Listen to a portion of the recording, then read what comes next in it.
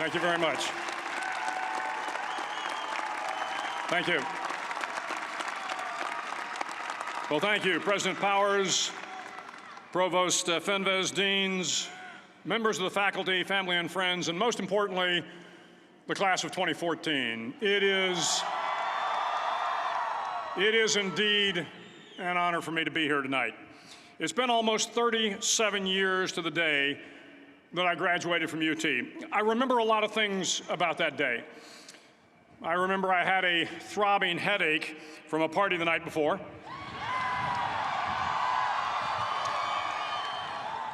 I remember I had a serious girlfriend, who I later married. That's important to remember, by the way. And I remember I was getting commissioned in the Navy that day. But of all the things I remember, I don't have a clue who the commencement speaker was, and I certainly don't remember anything they said. So acknowledging that fact, if I can't make this commencement speech memorable, I will at least try to make it short. So the university's slogan is, what starts here changes the world. Well, I've got to admit, I kind of like it. What starts here changes the world. Tonight, there are almost 8,000 students, or there are more than 8,000 students graduated from UT. So that great paragon of analytical rigor, Ask.com, says that the average American will meet 10,000 people in their lifetime. 10,000 people, that's a lot of folks. But if every one of you changed the lives of just 10 people, and each one of those people changed the lives of another 10 people, and another 10, then in 5 generations, 125 years, the class of 2014 will have changed the lives of 800 million people. 800 million people. Think about it. Over twice the population of the United States. Go one more generation, and you can change the entire population of the world, 8 billion people. If you think it's hard to change the lives of 10 people, change their lives forever, you're wrong. I saw it happen every day in Iraq and Afghanistan. A young Army officer makes a decision to go left instead of right down a road in Baghdad, and the 10 soldiers with him are saved from a close-in ambush. In Kandahar province, Afghanistan, a non-commissioned officer from the female engagement team senses that something isn't right and directs the infantry platoon away from a 500-pound IED, saving the lives of a dozen soldiers. But if you think about it, not only were those soldiers saved by the decisions of one person, but their children were saved, and their children's children. Generations were saved by one decision, one person. But changing the world can happen anywhere, and anyone can do it. So what starts here can indeed change the world. But the question is, what will the world look like after you change it? Well, I'm confident that it will look much, much better. But if you'll humor this old sailor for just a moment, I have a few suggestions that may help you on your way to a better world. And while these lessons were learned during my time in the military, I can assure you that it matters not whether you ever served a day in uniform. It matters not your gender, your ethnic or religious background, your orientation, or your social status. Our struggles in this world are similar, and the lessons to overcome those struggles and to move forward, changing ourselves and changing the world around us, will apply equally to all. I've been a Navy SEAL for 36 years, but it all began when I left UT for basic SEAL training in Coronado, California. Basic SEAL training is 6 months of long, torturous runs in the soft sand, midnight swims in the cold water off San Diego, obstacle courses, unending calisthenics, days without sleep, and always being cold, wet, and miserable. It is 6 months of being constantly harassed by professionally trained warriors who seek to find the weak of mind and body and eliminate them from ever becoming a Navy SEAL. But the training also seeks to find those students who can lead in an environment of constant stress, chaos, failure, and hardships. To me, basic SEAL training was a lifetime of challenges crammed into 6 months. So here are the 10 lessons I learned from basic SEAL training that hopefully will be of value to you as you move forward in life. Every morning in SEAL training, my instructors, who at the time were all Vietnam veterans, would show up in my barracks room, and the first thing they'd do was inspect my bed. If you did it right, the corners would be square, the covers would be pulled tight, the pillow centered just under the headboard, and the extra blanket folded neatly at the foot of the rack. It was a simple task, mundane at best, but every morning we were required to make our bed to perfection. It seemed a little ridiculous at the time, particularly in light of the fact that we were aspiring to be real warriors, tough, battle-hardened SEALs. But the wisdom of this simple act has been proven to me many times over. If you make your bed every morning, you will have accomplished the first task of the day. It will give you a small sense of pride, and it will encourage you to do another task, and another, and another. And by the end of the day, that one task completed will have turned into many tasks completed. Making your bed will also reinforce the fact that the little things in life matter. If you can't do the little things right, you'll never be able to do the big things right. And if by chance you have a miserable day, you will come home to a bed that is made, that you made. And a made bed gives you encouragement that tomorrow will be better. So if you want to change the world, start off by making your bed.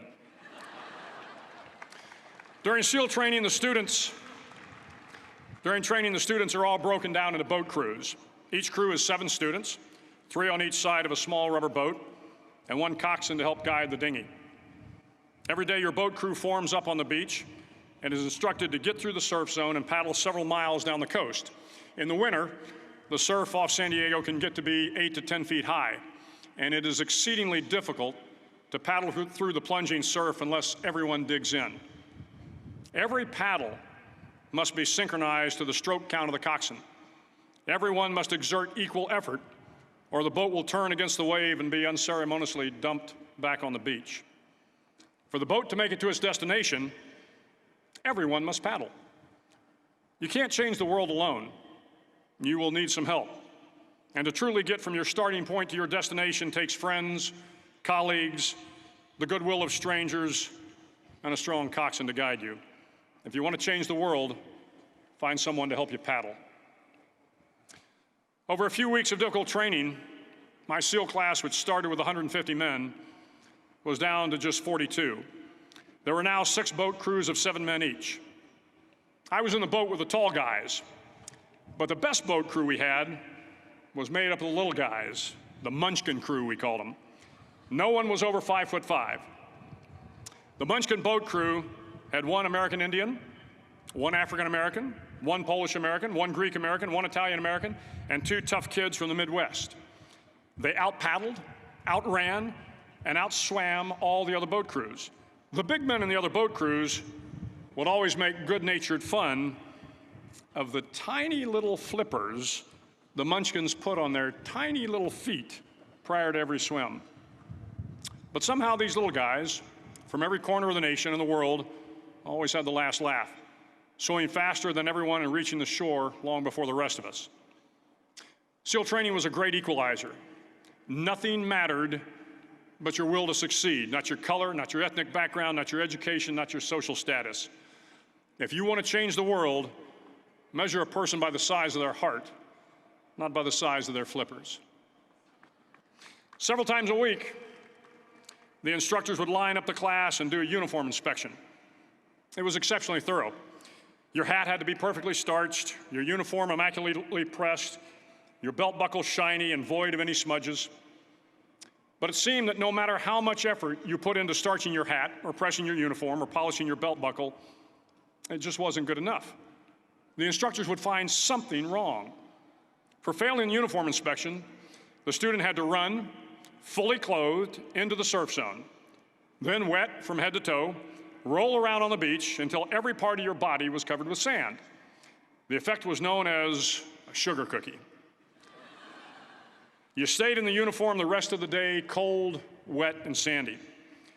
There were many a student who just couldn't accept the fact that all their efforts were in vain, that no matter how hard they tried to get the uniform right, it went unappreciated. Those students didn't make it through training. Those students didn't understand the purpose of the drill. You were never going to succeed. You were never going to have a perfect uniform. The instructors weren't going to allow it. Sometimes, no matter how well you prepare or how well you perform, you still end up as a sugar cookie. It's just the way life is sometimes. If you want to change the world, get over being a sugar cookie and keep moving forward. Every day during training, you were challenged with multiple physical events: long runs, long swims, obstacle courses, hours of calisthenics, something designed to test your mettle. Every event had standards, times you had to meet. If you failed to meet those times, those standards, your name was posted on a list, and at the end of the day, those on the list were invited to a circus. A circus was 2 hours of additional calisthenics, designed to wear you down, to break your spirit, to force you to quit. No one wanted a circus. A circus meant that for that day, you didn't measure up. A circus meant more fatigue, and more fatigue meant that the following day would be more difficult, and more circuses were likely. But at some time during SEAL training, everyone made the circus list. But an interesting thing happened to those who were constantly on the list. Over time, those students who did 2 hours of extra calisthenics got stronger and stronger. The pain of the circuses built inner strength and physical resiliency. Life is filled with circuses. You will fail. You will likely fail often. It will be painful. It will be discouraging. At times, it will test you to your very core. But if you want to change the world, don't be afraid of the circuses. At least twice a week, the trainees were required to run the obstacle course. The obstacle course contained 25 obstacles, including a 10-foot wall, a 30-foot cargo net, a barbed wire crawl, to name a few. But the most challenging obstacle was the slide for life. It had a 3-level, 30-foot tower at one end and a 1-level tower at the other. In between was a 200-foot-long rope. You had to climb the 3-tiered tower, and once at the top, you grabbed the rope, swung underneath the rope, and pulled yourself hand over hand until you got to the other end. The record for the obstacle course had stood for years when my class began in 1977. The record seemed unbeatable until one day a student decided to go down the slide for life head first.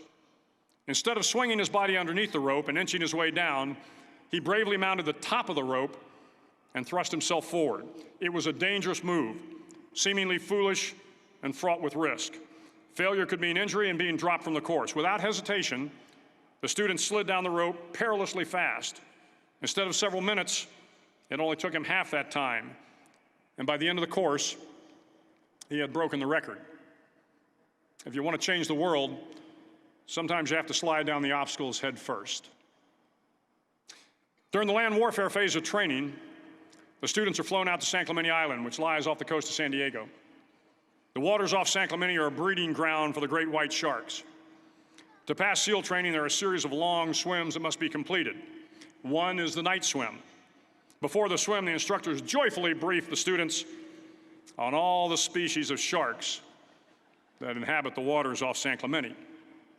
They assure you, however, that no student has ever been eaten by a shark, at least not that they can remember. But you are also taught that if a shark begins to circle your position, stand your ground. Do not swim away. Do not act afraid. And if the shark, hungry for a midnight snack, darts towards you, then summons up all your strength and punch him in the snout, and he will turn and swim away. There are a lot of sharks in the world. If you hope to complete the swim, you will have to deal with them. So if you want to change the world, don't back down from the sharks. As Navy SEALs, one of our jobs is to conduct underwater attacks against enemy shipping. We practice this technique extensively during training. The ship attack mission is where a pair of SEAL divers is dropped off outside an enemy harbor and then swims well over 2 miles underwater, using nothing but a depth gauge and a compass to get to the target. During the entire swim, even well below the surface, there is some light that comes through. It is comforting to know that there is open water above you. But as you approach the ship, which is tied to a pier, the light begins to fade. The steel structure of the ship blocks the moonlight. It blocks the surrounding street lamps. It blocks all ambient light. To be successful in your mission, you have to swim under the ship and find the keel, the center line, and the deepest part of the ship. This is your objective. But the keel is also the darkest part of the ship, where you cannot see your hand in front of your face, where the noise from the ship's machinery is deafening, and where it gets to be easily disoriented, and you can fail. Every SEAL knows that under the keel, at that darkest moment of the mission, is a time when you need to be calm, when you must be calm, when you must be composed, when all your tactical skills, your physical power, and your inner strength must be brought to bear. If you want to change the world, you must be your very best in the darkest moments.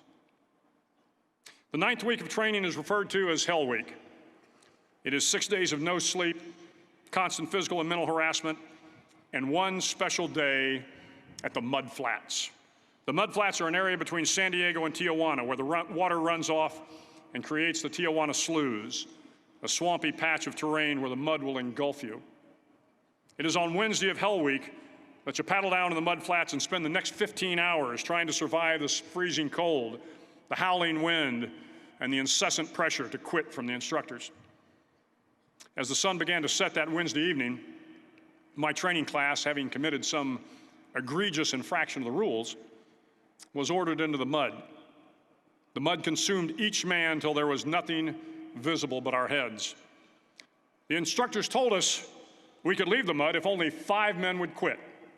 Only 5 men, just 5 men, and we could get out of the oppressive cold. Looking around the mud flat, it was apparent that some students were about to give up. It was still over 8 hours till the sun came up. 8 more hours of bone-chilling cold. The chattering teeth and the shivering moans of the trainees were so loud, it was hard to hear anything. And then one voice began to echo through the night. One voice raised in song. The song was terribly out of tune, but sung with great enthusiasm. One voice became 2, and 2 became 3, and before long, everyone in the class was singing. The instructors threatened us with more time in the mud if we kept up the singing, but the singing persisted. And somehow the mud seemed a little warmer, and the wind a little tamer, and the dawn not so far away. If I have learned anything in my time traveling the world, it is the power of hope. The power of one person, a Washington, a Lincoln, King, Mandela, and even a young girl from Pakistan, Malala. One person can change the world by giving people hope. So if you want to change the world, start singing when you're up to your neck in mud. Finally, in SEAL training, there's a bell. A brass bell that hangs in the center of the compound for all the students to see. All you have to do to quit is ring the bell. Ring the bell, and you no longer have to wake up at 5 o'clock. Ring the bell, and you no longer have to be in the freezing cold swims. Ring the bell, and you no longer have to do the runs, the obstacle course, the PT, and you no longer have to endure the hardships of training. All you have to do is ring the bell to get out. If you want to change the world, don't ever, ever ring the bell. To the class of 2014, you are moments away from graduating, moments away from beginning your journey through life, moments away from starting to change the world for the better. It will not be easy, but you are the class of 2014, the class that can affect the lives of 800 million people in the next century. Start each day with a task completed. Find someone to help you through life. Respect everyone. Know that life is not fair and that you will fail often. But if you take some risks, step up when the times are the toughest, face down the bullies, lift up the downtrodden, and never, ever give up. If you do these things, the next generation and the generations that follow will live in a world far better than the one we have today. And what started here will indeed have changed the world for the better. Thank you very much. Hook 'em horns.